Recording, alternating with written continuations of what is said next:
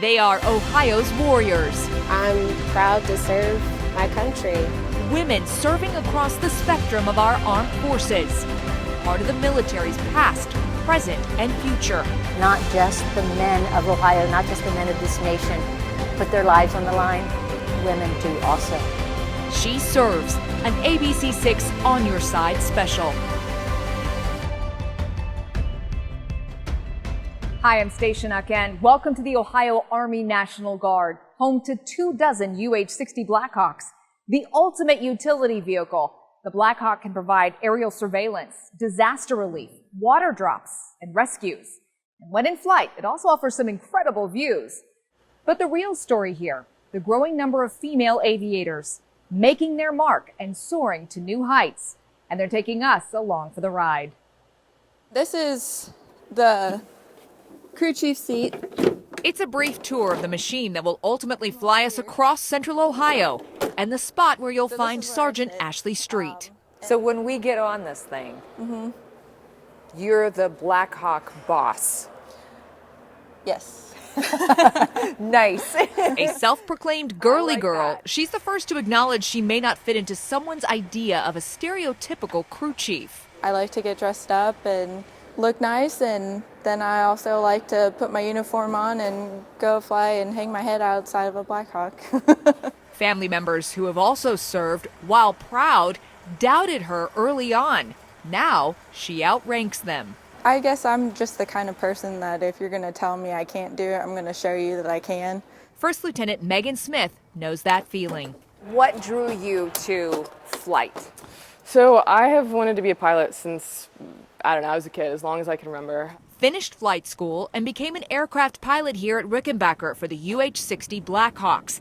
It came as a bit of a surprise to her family. They always talked about how surprised they were that I wanted to go into the military anyway, and I was like, hey, I was running around my grandpa's old fatigues with Nerf guns out in the backyard, so I don't think it was that much of a surprise. While there are more women flying in the Ohio National Guard than ever before, First Lieutenant Smith says she still feels there is extra pressure. I have to be not just adequate, I have to be good, because you're kind of carrying the weight of representing females in aviation or females in your field.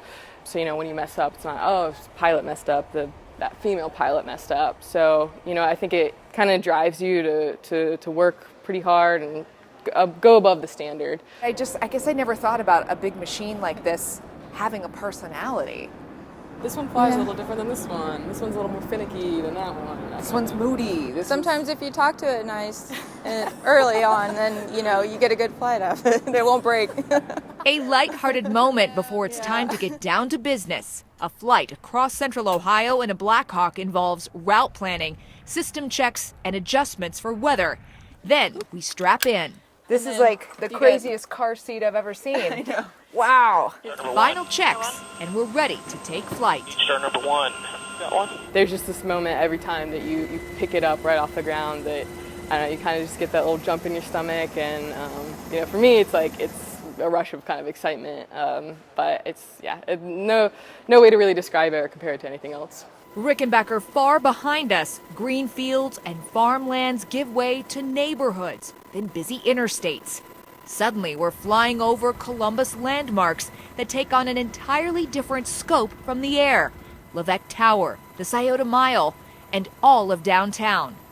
And the Shoe. I describe it to some people kind of like being on a roller coaster. It's not exactly like an airplane. You definitely feel the turbulence a little bit more, and it can be kind of just a little bit bumpier ride than a regular airplane. With a helicopter, I like to say that it kind of does everything in its power not to fly. So there's a lot that you have to, a lot more coordination, I think, a lot more that goes into it. And then I think it's a little bit more fun. We kind of do low-level treetop flying, kind of whip it around, a lot of stuff that you can't really do in a plane. Panorama views of the Buckeye State. Views that never get old. There's nothing else I'd rather be doing in the Army right now. The team heads home to Rickenbacker. Back on the ground, what may be a routine flight feels like so much more to these women. Every time. Proud to serve their country. It's something that I thought I'd never be able to do, and I'm standing here doing it. This is where you're supposed to be, and this is what you're supposed to be doing. We hear a lot about the global supply chain right now. Defense Logistics Agency manages the global defense supply chain for all branches of service, and Central Ohio plays a major role in that process. It's AAA for tanks and so much more, and it happens right here in Columbus, with women leading the effort to make sure our U.S. forces have what they need when they need it, no matter where they are.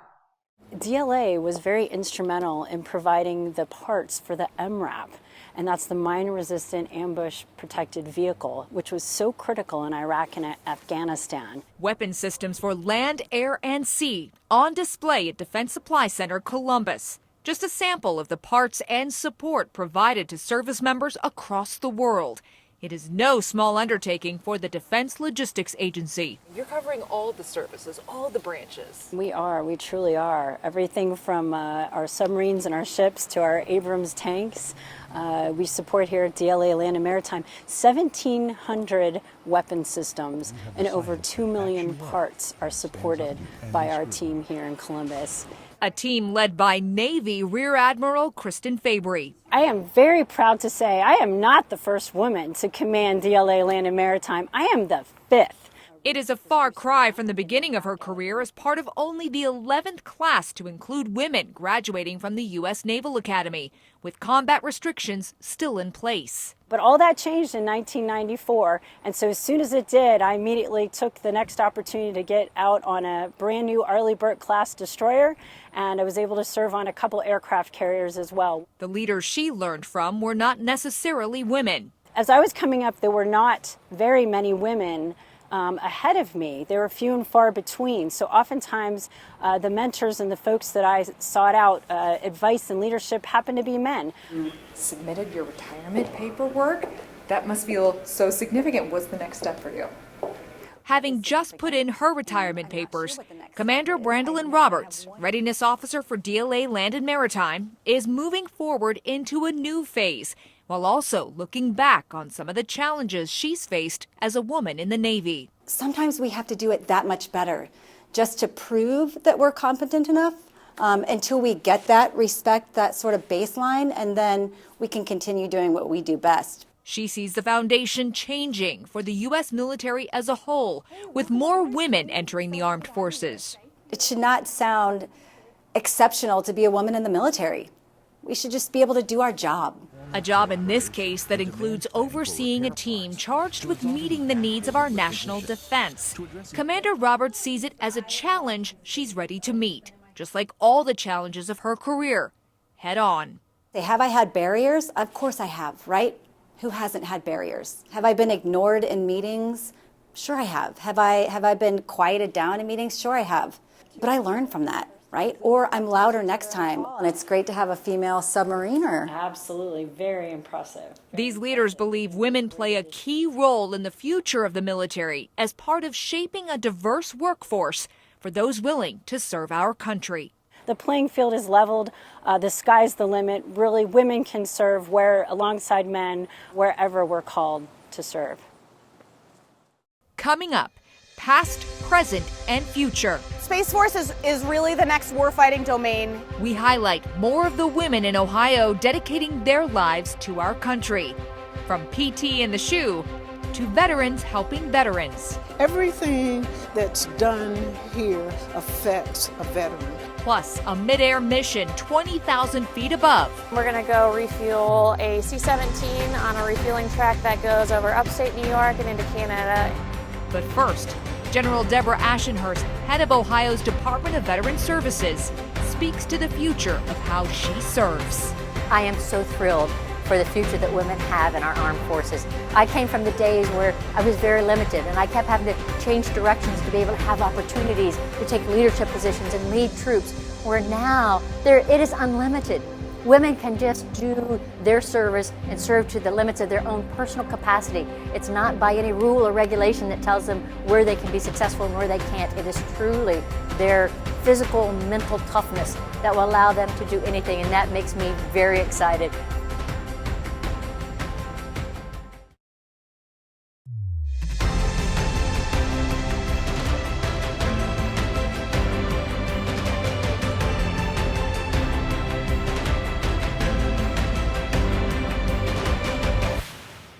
welcome back. Maybe you've seen the jokes and questions online about Space Force. Space Force is real, and Ohio State is already playing a role in the shaping of this new branch of service. And women will be at the forefront as we enter this new fight. Leadership forged right here in Central Ohio. Before the sun comes up, it's quiet on campus, with one exception. The rotunda is filled with the sounds of Air Force ROTC cadets gathered for PT in one of the most recognizable landmarks in all of Ohio. The shoe is very iconic, and I really enjoy working out there, just waking up at 5 a.m. and going to the rotunda. It's actually really cool. I enjoy it, and I know my fellow classmates enjoy it. There's just something about it. It reminds us of game days. It reminds us of Ohio State victories. It reminds us of the atmosphere and excitement that we feel at this school, and all the people and all the sports and all the excitement is just kind of brought to us and gives us a little bit of motivation at 5 a.m. For now, it's not a game day. It's a training day that starts next to the shoe with push-ups and sit-ups and some team building. And continues in the classroom. And so I'll prep you for when that happens. The students you see here will graduate from Ohio State as commissioned officers in the Air Force and Space Force. Ohio State playing a key role in the future leadership of this new frontier. I need them to know and be ready to fight our adversaries, China and Russia. 100%. That is the war that they're going to be in. The war I fought was in Central Command. We fought terrorism. We were in Iraq and Afghanistan for a long time.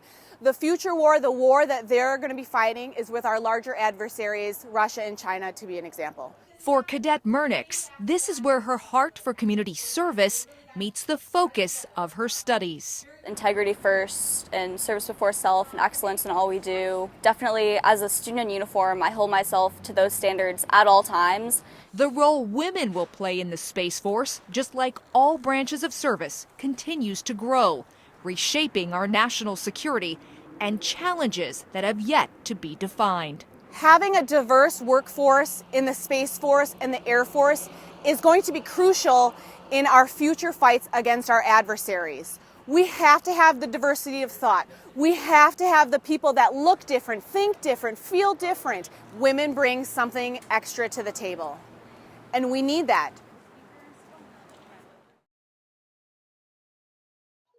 As more women choose to serve in our armed forces, the women who came before them never stop serving. Even though they hang up their uniform, their dedication to service continues in so many ways. I like meeting the legislators, and I like talking to them about things for veterans and what are they gonna, how they're gonna assist making life better for veterans in Ohio. After more than 30 years in the Army, traveling the world, then 10 years in finance, Iris FOSTER-DENIEUWE has once again taken on a different role. I work for the VFW, and I love it. I work part-time for the Veterans of Foreign War, and I help other veterans. And as I'm a veteran, and it just feels good. A Desert Storm veteran, she serves as the legislative liaison for the VFW. Do you feel like people are surprised when a woman shows up to represent the VFW? Yes, and I think they're surprised that the woman was a colonel. I get that a lot. Her goal is to make sure our lawmakers understand the most important issues affecting Ohio veterans. Suicide rate among veterans, the need for veterans, the homeless veterans, there's so much. She wants to focus her efforts where she can make the most impact, like the State House. Everything that's done here affects a veteran. Serving our country and now serving our veterans. Work that also lays the foundation for the next generation who serve, especially women.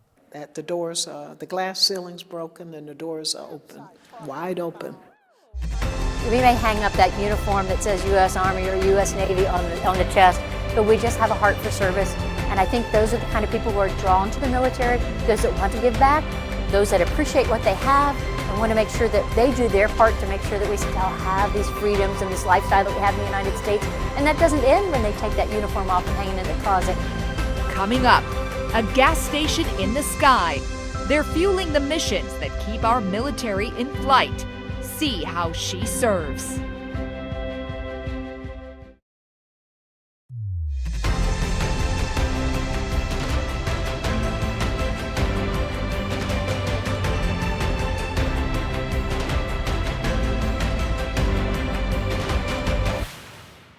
As you're driving down the road and it's time to refuel, you swing by the local gas station. But what happens if you're a fighter jet in the middle of a mission? You may be 20,000 feet in the air. That's when you need a gas station in the sky. And the women of the Ohio Air National Guard are part of each piece of that mission. The day starts on the ground, briefings for the day's mission. Meet up with an aircraft over the skies of the Northeast. We're going to take off out of Rickenbacker here, and we're going to go refuel a C-17 on a refueling track that goes over upstate New York and into Canada, and then come back here and land. Major Michelle Fisher will lead the team, piloting the versatile KC-135, a stratotanker that can move fuel, cargo, and people. On this day, the focus is fuel. We fly and we meet up with another airplane, and they come up to us and we connect to them. Literally reach out and touch them and give them gas. While the team here approaches the process with a sense of routine, it cannot be overstated the challenges at play in bringing two aircraft so close together mid-air. But before that can happen, the KC-135 must be inspected thoroughly, inside and out. Enter the crew chief, Staff Sergeant Simone Williams. Inspecting the jet, making sure there aren't any defects, making sure that it's okay to fly. Originally joining the Air National Guard to help pay for nursing school, Staff Sergeant Williams recently made the decision to go full-time guard. She says her work in the two fields is strikingly similar. The jet I see is kind of like a person, a human body. I make sure that everything is working correctly. I'm touching, I'm listening, inspecting, I'm watching, making sure that the jet is okay for the people who are going to be flying on it. Just like I'm making sure that my patients are okay before I send them home. Her role of crew chief continues to be a male-dominated field. We bring a different perspective. We can see what males often or sometimes miss. And I think that including females in a male-dominated profession, it gives a more holistic view of what our military needs. Her view and inspection of the plane lays the groundwork for the flight for Major Fisher. She's made a career of flying, commercially and for the military, but she still encounters her share of doubters. I've met people that say, oh, I didn't know females could fly. But fly they do, every single day. And now it's time for takeoff.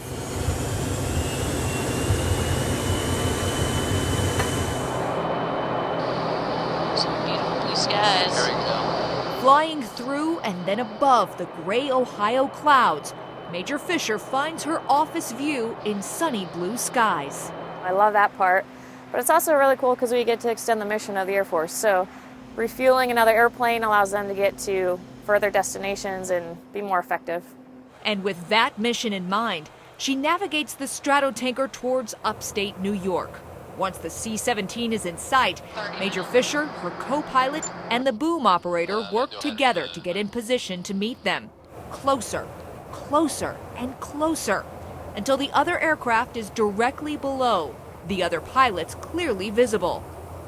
During a refueling like this, the aircraft actually come in contact with each other, putting the boom operator and the other pilots a few dozen feet apart, while more than 20,000 feet in the air. It really extends our capabilities, and it gives other airplanes the ability to fly longer than, say, an hour if you're a fighter, or a couple of hours if you're a fighter airplane, and allows us to get from the U.S. to another country in one flight versus having to stop multiple times at different airfields. When the mid-air mission is complete, the aircraft separate and go their separate ways. I fly with my male counterparts all the time, and they look at me as one of them. And I think that's very important. Clear to land. Sweet, thank you. That they view me as an equal and even more like, I guess, family. It's a sentiment echoed by Staff Sergeant Simone Williams. Even though it's male-dominated, they're all sort of like my brothers. So it's kind of like a family. proud to serve alongside their brothers and sisters in arms, and also proud to represent women in service. Both mentally and physically, we were designed to do what men can't do. Representing women in the military, it means representing women who have signed up to fight for our freedoms, to fight for our country. Coming up, more views of the many ways she serves.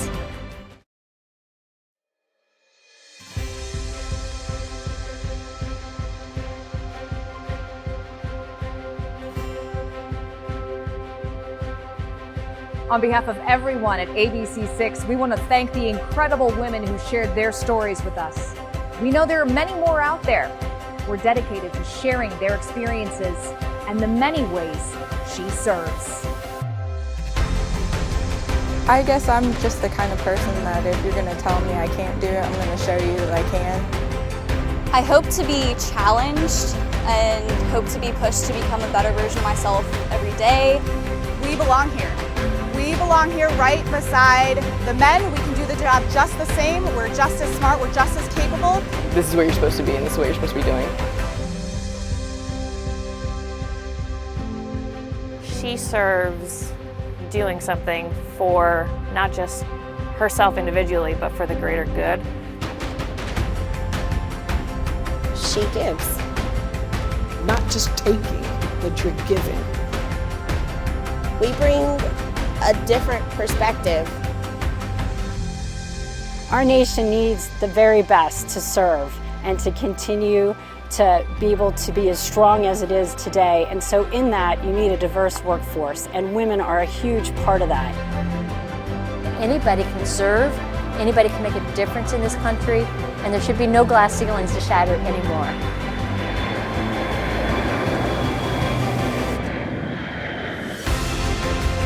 I feel a responsibility to carry on for the younger generation, for the women behind me, the women next to me.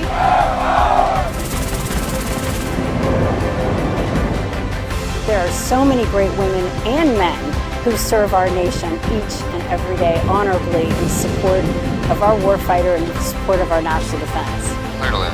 Sweet, thank you. I hope one day we don't have to keep asking the question, what is it like to be a female in the military? I hope we can eventually get to being the convention instead of the exception. She serves, she gives of herself. She's an important part of preserving the freedoms of this nation.